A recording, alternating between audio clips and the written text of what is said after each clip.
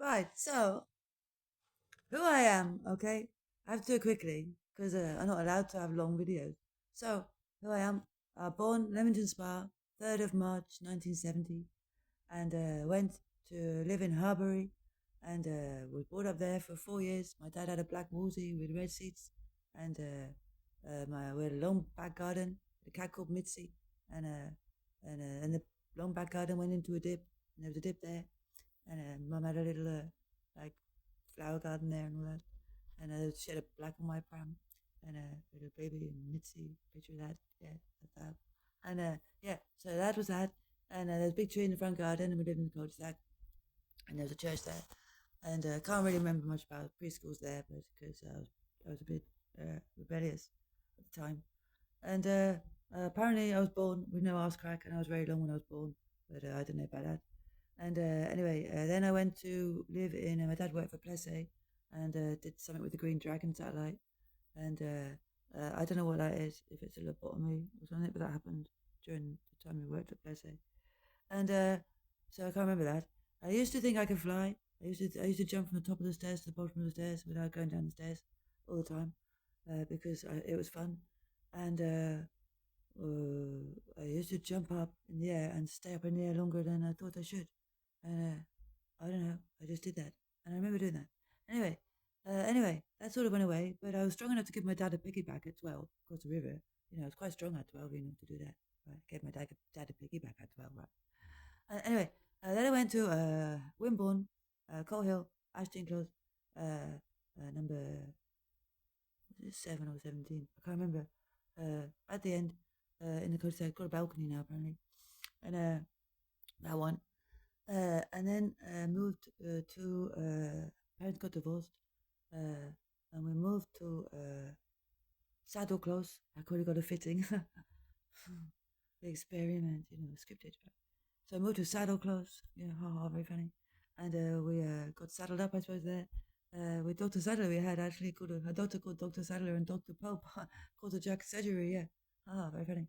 And yeah, so we got lived in Saddle Close, and we didn't come from Pride Away. No, we had a cat called Silky. I had two guinea pigs, Starsky and Hutch, and I had two rabbits, Bonnie and Clyde. And I went to Allenbourne School first, and St John's School. Then I went to Wimborne First School. Then I went to Allenbourne School. Then I went to St Michael's School. And then I went to QE School. And then I went to a YTS training and worked for Howard G. Walker and flight refueling and worked for Domi Hotel for a week and worked King's Head Hotel for head receptionist. I was the youngest head receptionist for Choice House Forte. And I did that. And I did, then after that, flight refueling and cobblem engineering, it's called now. I worked in the comms department. Yeah, I did. I had to sign the Official Secrets Act. I did, yeah. And I worked that. And I did that. And then I did receptionist duty sometimes for the director and got him fax from the factory floor and all this sort of shit, right? And right, and then what else? Uh, I worked for them, and then I worked for. Then I went to London, and I worked for Sky TV in the accounts department, sales ledger, and I worked on the accounts to advertising agencies to get credit controllers, so I'm getting the money for the bills that send it to the advertising agencies. And you owe me a lot. And yeah, great advertising. You also shit. Right. Right. Anyway, then I got employed by the computer company that ran the systems at Sky TV because I knew the systems a bit better than them because the end of it is the invoice. So you get to know all of it because the invoice is the end of it. And if it's wrong, you get to know all the shit that's wrong, right? So I learned from the end of it, like you said the other day, right? And that's true. I learned that extinction is not a good idea, so let's try something new. So anyway, then I went.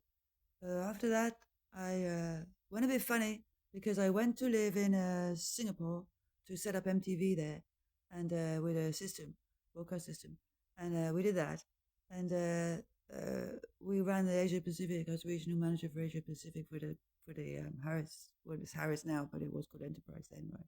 And then it was Boss, and then I worked for Enterprise again for a bit, and then I quit because it was just too much. I got a bit cancelled, and yeah, I got cancelled. I guess they made the system so they didn't need me, right? So I got cancelled, and I got put in isolation. Like literally, it's like what the fuck's going on in my head? And then I met my husband, which was probably scripted, Paul Sumner, and got involved with the Sumner lot. And I guess I didn't realize I was with a Joker and a James Bond and a bit of a devil, I guess, some kind of plan. And anyway, I got thrown off into all sorts of shit really with that. And had 3 kids, and was the chairman of the. He wouldn't let me have a job because he didn't want me to go to work. He didn't want me to have a car or any independence. So it's kind of changed to the sink a bit really. But I'm not now. And but he died in 2020, right? Sudden death, a bit weird. And I thought it was weird. So did the kids, and we all think it's weird and we want to know how he died. So we'd like to know that truth on that, please.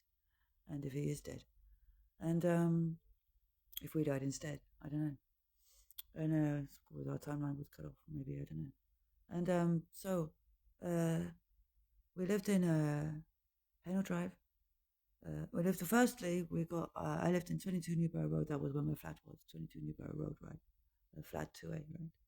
And we put a blue shed in the garden and blue fence, right? And I had a nice little flat there, and I liked it there. And then I met Paul, and we got married, and we moved to 3 Oakfield Street, Blandford. And then we would move to Hainault Drive, 86 Hainault Drive. Then we moved to 47 Howell Lane to his mother could live with us because she was needing support because she was on her own and she wanted to be with her grandkids. So we did that for 7 years. But dementia got her a bit angry and a bit abusive, so she had to go into a home, unfortunately. But hopefully she's at peace now, and they didn't harvest her. And she's all right. I hope she's at peace with Paul, and their souls are at peace and at rest, and I know their grandkids are going to be all right. Hopefully, we get it right. And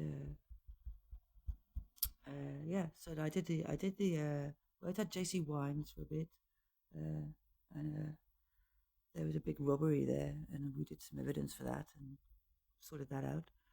And what else?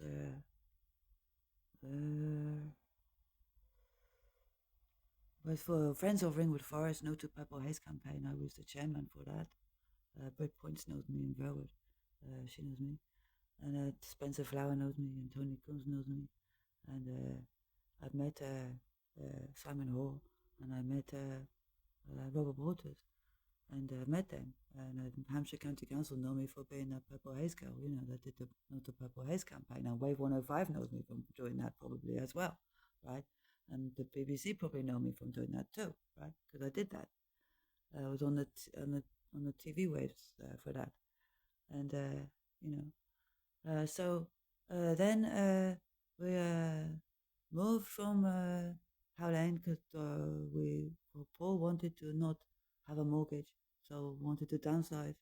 So downsized and went to Fordingbridge, and it was still shit. We had to share a bedroom with him then, right? I had a really nice bedroom before that with a balcony and a walk-in bathroom, and it was really nice. And he slept in a different room. So good. Anyway, so yeah, that wasn't good. So we ended up separation, obviously, because it was too much.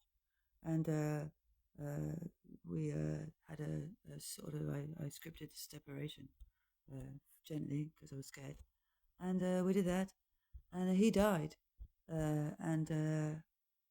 and then I moved to Blandford for a fresh start to the villa in Red Lion Yard, where I am now. And that's where I am now. So we went for 31 Victoria Road, where that was, in Fordingbridge. And we're at the villa in Red Lion Yard, Blandford. And that's where we are. And we've been here all this time. And that's that. And that's me. Okay? That's me.